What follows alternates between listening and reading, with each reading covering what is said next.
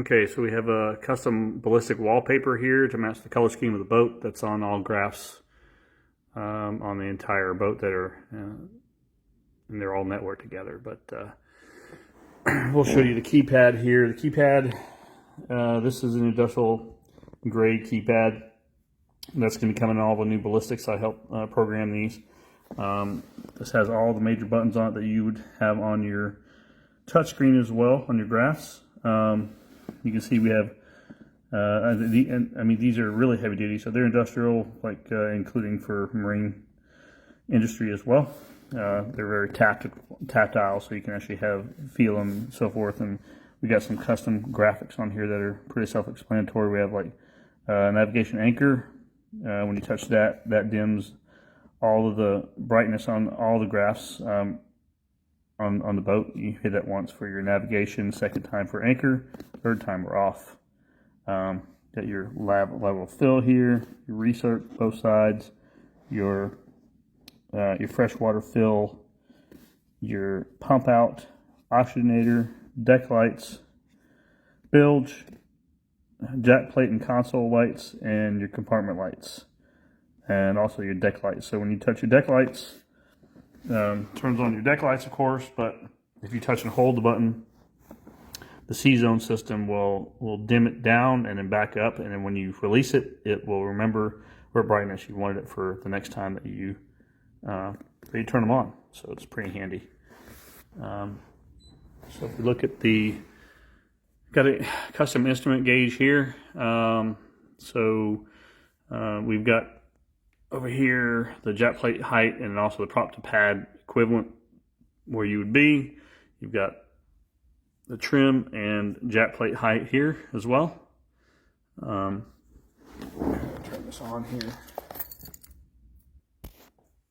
Okay, I had to put the key in the ignition so we could see. You've got your fuel here. If you go look at your Mercury vessel view module, this is the entire module here. It's more than just the link. It's got everything on here. You've got your RPMs, your voltage, how much fuel you have. This actually measures based on consumption, how much you're using, your speed, your trim, and your jet plate height. You also have all your coolant stuff. You have your maintenance. So there's 162 hours on here. This tells you how far until you need to have your next maintenance performed. It's pretty slick. And then if you look at the C-zone, this has the same basically, so everything's networked here. So whatever I turned on the keypad, you're going to see here. You can turn it off here, and it'll turn off on the deck here, right? So I'm going to turn off the interior lights, and they turn off. Okay, I'm going to turn it back on so we can see inside the deck compartments. All right, so got these two here. Very, very big. I like what I can do. I can organize these however I want. And I put these in here so I can put my boxes upright. Got a little garbage can here, like that. This here, you can crawl all the way to the front if you need to work on stuff. Way up there. Okay. The rod lockers are massive. You can put a 9-foot rod in there. I like this little tree. I can put my spinner rods on there and get easy access. If you don't want it, you can easily unscrew it and take it out. Here we've got the other side. Oop.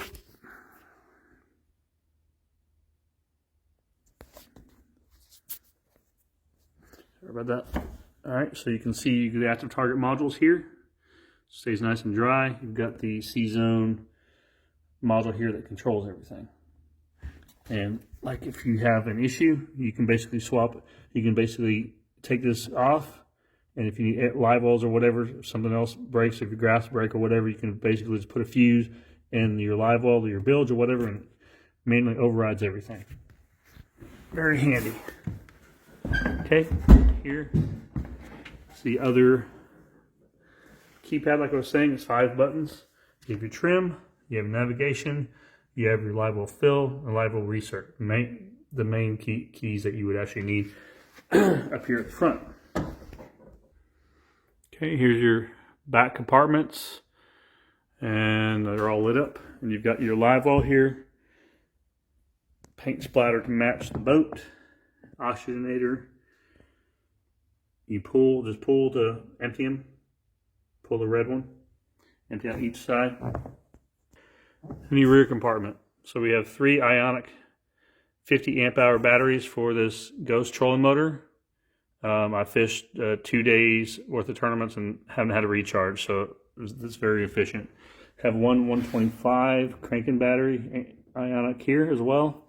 You have your bus bars, easily accessible, and an Ionic charger. And you can see all the room that you have in here.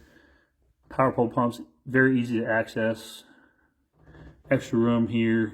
You could probably put down a tie down there with a box for tools, and you can actually fit in probably an extra spare prop here if you need to.